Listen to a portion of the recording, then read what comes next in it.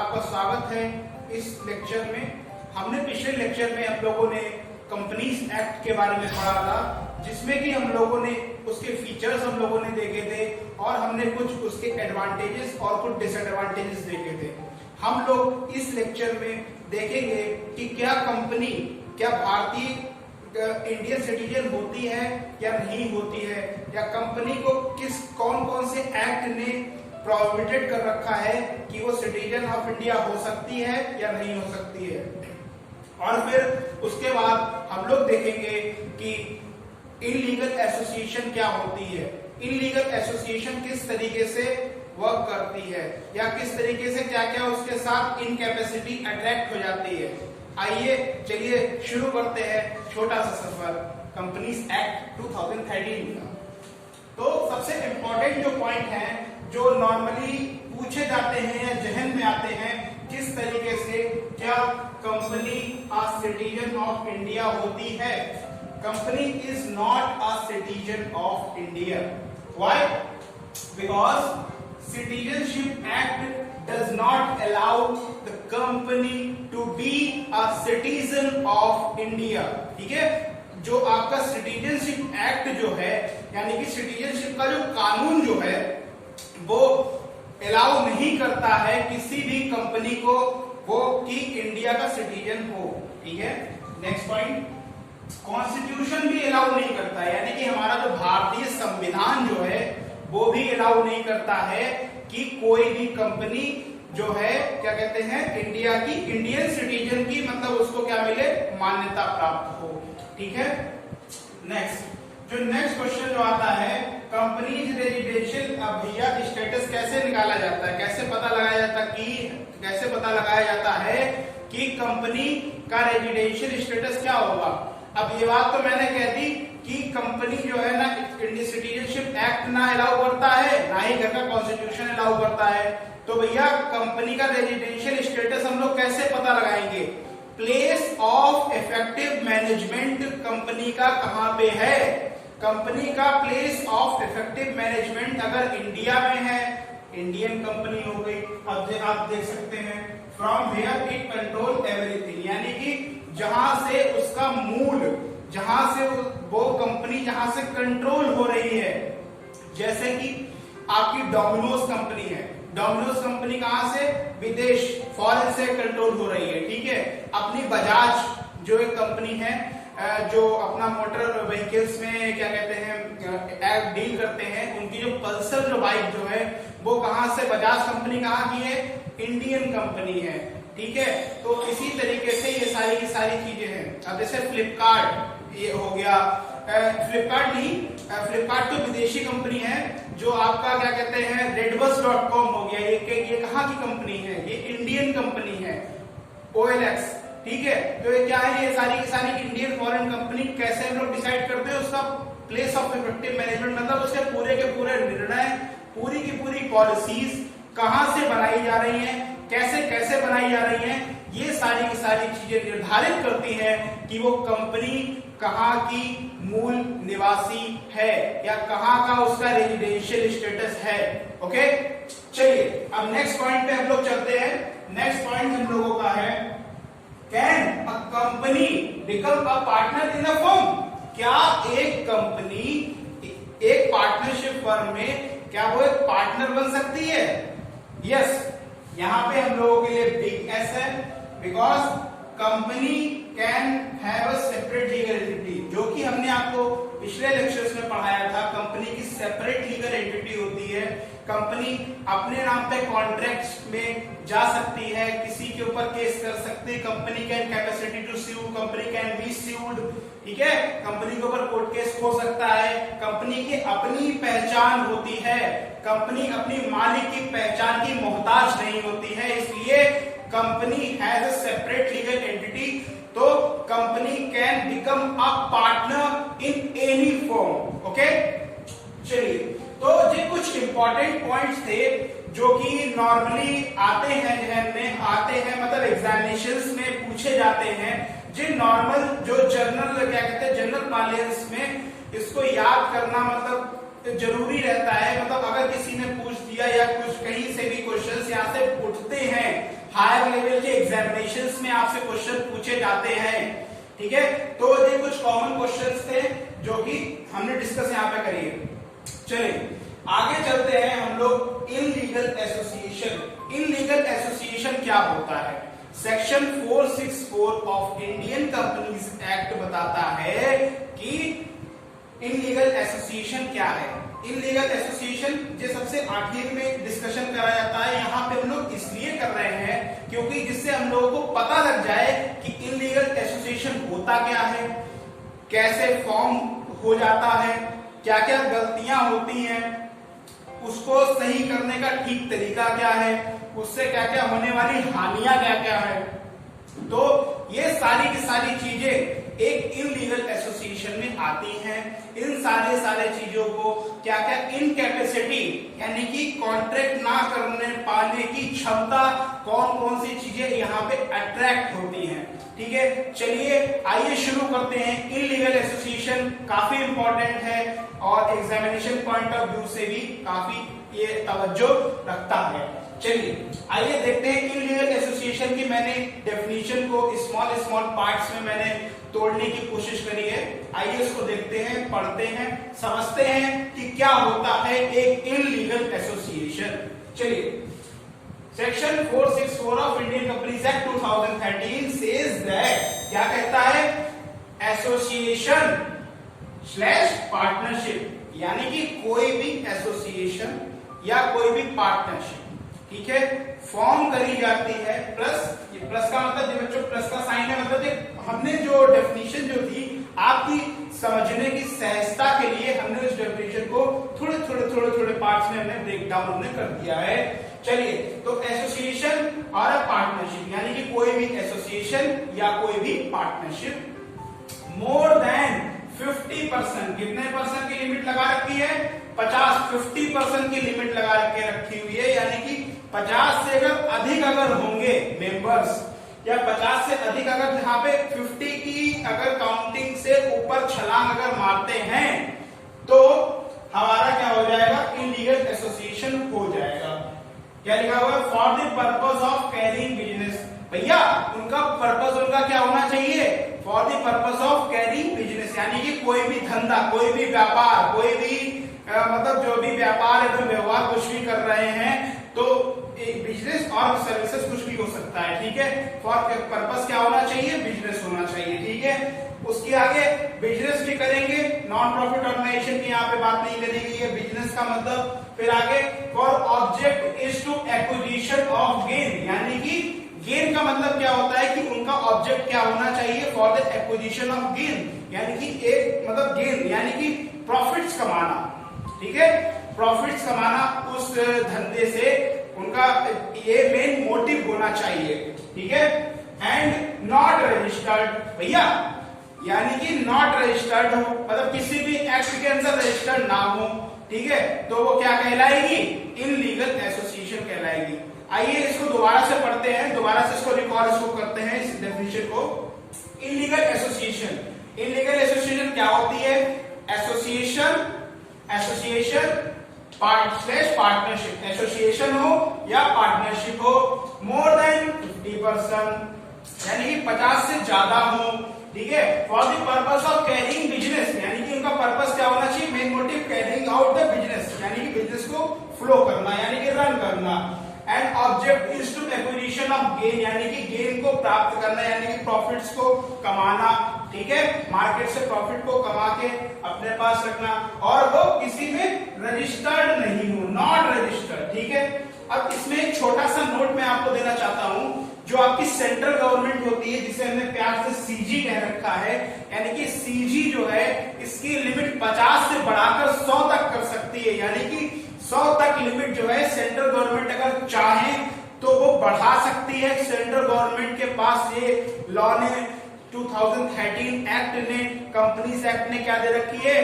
Power दे रखी है कि the central government has the power to increase the limit up to 100%, यानी कि 100% तक लिमिट की पावर उन्हें दे रखी है और वो बढ़ा सकते हैं, ठीक है। चलिए अब हमने ये तो बता दिया भैया ये खामियां हैं, ये खामियां हैं, तो इन्हें ये खामियां अगर हैं तो ये क्या है भैया, इनलीगल एसोसिएशन है। अब भैया खामियां अगर हम बता रहे हैं तो उसका इलाज भी हम ही बताएंगे। आइए उसका इलाज देखते हैं, इसका इलाज क्या है। रेमेडी, यानी कि what is the remedy of illegal association. पहला रेमेडी क्या है, get registered in Indian companies act 2013, यानी कि 2013 कंपनीज एक्ट के अंतर्गत क्या हो जाए, रजिस्टर्ड हो जाए। ठीक है भैया, रजिस्टर हो जाए। या दूसरी रेमेडी क्या बताई है, दूसरी रेमेडी बताई है एनी अदर लॉ, यानी कि एनी अदर लॉ कौन सा लॉ हो सकता है। अब जो आप लोगों के दिमाग में एकदम से घंटी बजी होगी, एनी अदर लॉ क्या बोल रहा है। एनी अदर लॉ का मतलब है any other law for the time in being in force, यानी कि कोई भी अन्य लॉ, जैसे कि पार्टनरशिप लॉ, ठीक है, इंडियन पार्टनरशिप एक्ट 1932, ठीक है, कोऑपरेटिव एसोसिएशन, ठीक है। तो ये सारे के सारे क्या है, लॉज हैं। इनके अंतर्गत या तो कंपनीज एक्ट में हो जाइए, अगर आपका यहाँ नहीं मन लगता है तो आप किसी और में आप हो जाइए जिसमें आपको होना है, या ओपीसी, बहुत सी मतलब लॉज हैं, उनके अंतर्गत आप क्या हो सकते हैं, रजिस्टर्ड हो सकते हैं। ठीक है, तो ये तो हो गई भैया रेमेडी की बात, इलाज की बात हो गई।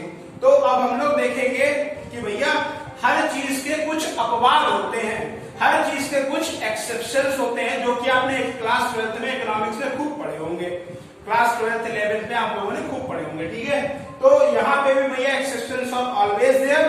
तो आइए देखते हैं एक्सेप्शंस क्या क्या है, क्या क्या अपवाद हैं इन लीगल एसोसिएशन के। भैया वो है तो 50 से ज्यादा, लेकिन वो इलीगल नहीं है। इलीगल कैसे नहीं है, आइए देखते हैं। पहला सिंगल एचयूएफ, यानी कि सिंगल एचयूएफ क्या होता है, एचयूएफ का मतलब हिंदू अनडिवाइडेड फैमिली बिजनेस, यानी कि जो हमारे बाबा परदादा से जो चला हुआ आता है, जो उनको पैतृक जो उनको व्यापार जो उनको मिलता है, वो हिंदू अनडिवाइडेड फैमिली बिजनेस होता है।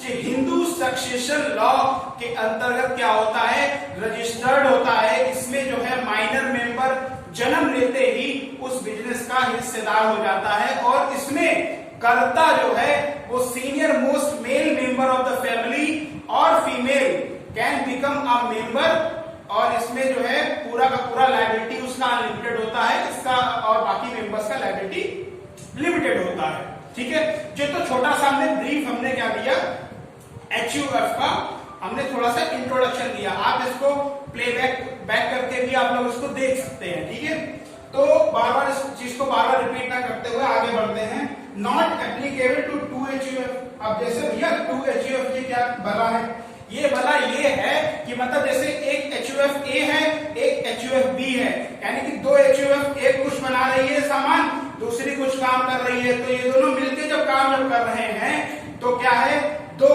जने जब 2 एचयूएफ मिलके काम नहीं कर सकती हैं। अगर उन्होंने मिलके काम करा तो सारे के सारे मेंबर्स को काउंट कर लेंगे, एक्सक्लूडिंग माइनर्स, यानी कि माइनर जो छोटा बच्चा जिसकी एज 18 साल से कम की है, अगर उसके पेरेंट्स अगर उसके नहीं है, अगर कोई गार्डियन है तो गार्डियन अगर उसको क्या कहते हैं, उसको क्या कह रहे हैं, मतलब उसको पाल पोस रहा है, तो उसकी एज 21 वर्ष दिखाई गई है। ठीक है, माइनर एक छोटा बच्चा होता है जो कि लॉ ने उसको सारे के सारे राइट्स जो है उसके प्रोटेक्ट करके रखे हुए हैं। लॉ ने काफी हद तक माइनर्स को क्या दे रखी है, मजबूती दे रखी है। ठीक है, लॉ काफी हद तक माइनर्स को क्या करता है, प्रोटेक्ट करता है, ये छोटा सा माइनर के लिए।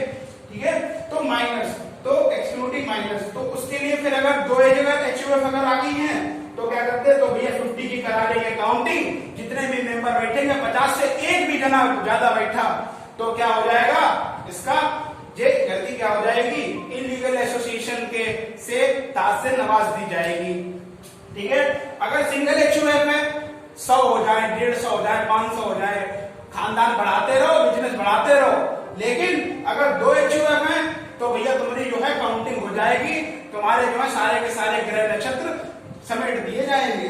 ठीक है, चलिए आइए आगे देखते हैं। लिखा हुआ है body of professionals. Body of professionals क्या होता है, बॉडी ऑफ प्रोफेशनल लॉ कहता है कि भैया जो कोई अनपढ़ गंवार लोग नहीं है, जो बहुत ही पढ़े लिखे सभ्य लोग हैं, ठीक है, इनको क्या करेंगे, इन पे ज्यादा कोई रिस्ट्रिक्शन नहीं लगाएंगे। जो लोग पढ़े लिखे लोग हैं, ज्यादा उधम नहीं मचाएंगे, ठीक है। इन लोगों के ऊपर क्या कर देंगे, इन लोगों को एग्जेम्प्ट कर देंगे। एग्जेम्प्ट कैसे करेंगे, एग्जेम्प्ट के लिए भी एक छोटी सी शर्त, क्योंकि लॉ जो है बिना शर्तों के नहीं चलता है। यहाँ पे छोटी सी शर्त क्या है, who are govern by any special act, ठीक है, जो कि किसी एक स्पेशल एक्ट के द्वारा गवर्न करे जाए। जैसे अपना जो डॉक्टर्स लोग हैं, डॉक्टर्स का भी अपना एसोसिएशन है, उनका भी अपना एक्ट है, ठीक है। वकील लोग होते हैं यानी कि लॉयर्स का भी अपना एक्ट है। सीएस होते हैं, सीएस का institute of chartered accountant of India, जो कि क्या करा जा रहा है, जो कि एक इंडियन पार्लियामेंट के स्पेशल एक्ट के द्वारा जो बनाया गया है इंस्टीट्यूट, ठीक है। तो देखिए सबके अपने अपने अलग अलग एक्ट हैं। मुझे सीए इंस्टीट्यूट की ज्यादा मुझे नॉलेज थी, तो मैंने आपको सीए का एक छोटा सा एग्जांपल इसको दे दिया। कौन सा एक्ट है, इंडियन जो पार्लियामेंट के द्वारा जो है क्या करा जा रहा है, गवर्न करा जा रहा है, ठीक है, ठीक है। तो ये क्या है, बॉडी ऑफ प्रोफेशनल्स। आप ऐसे आप याद कर ले नॉर्मल लेमन लैंग्वेज में, आम भाषा में, कि मतलब जो प्रोफेशनल्स हैं, जो पढ़े लिखे लोग हैं, उन लोगों के ऊपर वो अगर 50 से ज्यादा भी अगर वो होते हैं तो उनके ऊपर कोई भी रिस्ट्रिक्शंस एज इट इज नहीं है, ठीक है। तो अभी तक हम लोगों ने क्या पढ़ा, अभी तक हम लोगों ने लीगल एसोसिएशन क्या होती है, ठीक है, वो पढ़ा। उसकी हमने रेमेडीज हम लोगों ने देखी, और फिर हम लोगों ने उसके कुछ अपवाद देखे, कुछ हमने उसके एक्सेप्शंस देखे। तो आइए अब हम लोग देखते हैं, अगर ये सारी की सारी चीजें अगर होती हैं तो इन सारी की सारी चीजों के इफेक्ट क्या क्या पड़ेंगे, यानी कि इन सारी की सारी चीजों के मतलब हम पे दुष्परिणाम हम पे क्या क्या पड़ेंगे, यानी कि दुष्प्रभाव क्या क्या पड़ेंगे। आइए देखते हैं। पहला जो दुष्प्रभाव पड़ेगा, इनलीगल वॉइड एब इनिशियो। भैया जो वॉइड एब इनिशियो सर आप क्या बोल रहे हैं, वॉइड एब इनिशियो का मतलब ये है कि भैया हमने जो भी आपके साथ कॉन्ट्रैक्ट करके रखा हुआ है वो जड़ से ही खराब था। हमने आपसे, आप तो जो है शुरुआत से ही फ्रॉडियर थे, मतलब आपके साथ जो भी हमने कॉन्ट्रैक्ट करा, अब हमारी कोई लायबिलिटी ना बनती कि हम जो उसका है उस कॉन्ट्रैक्ट को क्या करें, पूरा करें। यानी कि वो शुरुआत से ही उसकी जड़ ही खराब थी कॉन्ट्रैक्ट की। वो कॉन्ट्रैक्ट लॉ की नजरों में एग्जिस्ट ही नहीं करता था। ये तो वही बात हो गई कि चरस की क्या कहते हैं, कोई भी मतलब नशीले पदार्थ की आप क्या कर रहे हो, किसी के साथ आप डीलिंग आप कर रहे हो, जो कि लॉ ने क्या कर रखा है, प्रोहिबिटेड कर रखा है। ये सारी की सारी बातें आप लोगों को पता है, आप सभी लोग बड़े हो चुके हैं, ठीक है। तो ये सारी की सारी मतलब जो भी इलीगल एक्टिविटीज है उनमें अगर आप कॉन्ट्रैक्ट अगर आप कर रहे हो तो वही बात है ना, पैसा आ गया तो ठीक, नहीं आ गया तो इलीगल है भैया, कुछ ना कर पाओगे, कोर्ट में भी ना जा पाओगे, ठीक है। अगला क्या दे रखा है, पर्सनल लायबिलिटी। मतलब इसमें क्या होती है, पर्सनल लायबिलिटी होती है, यानी कि हमारी अपनी लायबिलिटी होती है। सामने वाला पेमेंट दे रहा है तो ठीक है, नहीं दे रहा तो भैया पैसा डूब के चलो भैया जयराम जी की। चलिए फिर उसके बाद क्या लगता है, मतलब पर्सनल लायबिलिटी, भैया इतनी सारी की सारी दिक्कतें तो है ही हैं। साथ में गवर्नमेंट क्या कहती है, तुम भैया फ्रॉडियर आदमी ठहरे, हम तुम पे लगाएंगे फाइन। और फाइन कितना हो सकता है, 1 लाख तक की लिमिट है, और उससे ऊपर भी बढ़ सकती है, as may be CG provide. Prescribe जो भी सीधी जो भी करती है, या जो भी लॉ को उचित लगता है वो क्या कर सकती है, प्रिस्क्राइब कर सकती है, ठीक है। फोर्थ क्या लिख रखा है, इनकैपेबिलिटी ऑफ ए कॉन्ट्रैक्टिंग, यानी कि आप कॉन्ट्रैक्ट करने के लिए कैपेबल नहीं है, you are not capable to do the contract, यानी कि आप कॉन्ट्रैक्ट आप नहीं आप कर सकते हैं। अगर आपने कॉन्ट्रैक्ट अगर आपने करा, आपके साथ कुछ अनहोनी होती है तो उसके संपूर्ण जिम्मेदार आप ही होंगे। तो इस लेक्चर में हम लोगों ने इसके इफेक्ट्स देखे, और भी कई सारे इफेक्ट्स हैं। आप किसी के ऊपर केस नहीं कर सकते हैं, और आप जो है बहुत सारी दिक्कतें आपके साथ आ सकती हैं। और हाँ, इसमें एक जो इलीगल एसोसिएशन के पीछे एक बच्चों के दिमाग में अभी इतना सारा का सारा पढ़ाया मैंने, एक छोटा सा क्वेश्चन आता है, सभी बच्चों के दिमाग में आता है, अगर आपके दिमाग में नहीं आ रहा तो आना चाहिए, ठीक है। क्या आना चाहिए कि भैया सर आपने 50 की लिमिट तो आपने बता दी, क्या 50 से जैसे एक बार जैसे हमारा जो है बढ़ गया, एक बार हमारा मतलब जैसे 50 से हम क्रॉस हम कर गए, यानी कि 51 हो गए, 51 जैसे हम अगर हम हो गए, ठीक है, 51 हो गए, तो क्या हम 51 से तुरंत ही घट जाएं तो क्या हम फिर से लीगल हो जाएंगे? नहीं, आंसर इज बिग नो, यानी कि नहीं हो सकते हैं। एक बार लिमिट क्रॉस करने पे आप क्या हो जाओगे, इलीगल आप हो जाओगे। फिर चाहे आप 49 हो जाओ, फिर चाहे आप एक ही तो रह जाओ, आपको एसोसिएशन को बंद ही करनी पड़ेगी। और अगर नहीं अगर बंद करना चाहते हो भैया तो जो है यहाँ में करा लो, रेमेडी अपनी करा लो, या तो इंडियन कंपनीज एक्ट 2013 में रजिस्टर हो जाओ, या तो किसी और में रजिस्टर हो जाओ, कहीं ना कहीं सेटल डाउन हो जाओ। नहीं तो जो है क्या हो जाएगा, ये सारी की सारी दिक्कतें आपके साथ आ जाएंगी और आपकी जो है बाट लग जाएगी। ठीक है, तो ये तो छोटी सी हमने जो है आपको कहानी के रूप में हमने आपको समझाने का प्रयास करा। तो अभी आपने अगर यहाँ तक अगर आपने वीडियो देख ली है, ठीक है, तो आप इस वीडियो को एक लाइक दें। ठीक है, और इस वीडियो को आपको लगता है कि कोई वैल्यू अगर आपको मिल रही है तो आप इस वीडियो को आगे शेयर आप लोग करें। व्हाट्सएप के माध्यम से आप शेयर कर सकते हैं, और भी कई सारे माध्यम है, वो आप लोगों से बेहतर कोई नहीं जानता है। ठीक है, क्योंकि आप सभी लोग युवा हैं। ठीक है, और आप लोगों के मतलब जो आगे जो वीडियो जो है कंपनीज एक्ट की आती रहेगी, इसमें जो है आगे हम लोग डिस्कशन करेंगे कि क्या मतलब उसके कंपनी के पब्लिक कंपनी क्या होती है, प्राइवेट कंपनी क्या होती है, कंपनी कितने प्रकार की होती है। तो ये सारी की सारी छोटी मोटी चीजें जो है हम लोग क्या करेंगे आगे नेक्स्ट लेक्चर में हम लोग कवर करेंगे। ठीक है, तो तब तक के लिए धन्यवाद। जय हिंद, वंदे मातरम।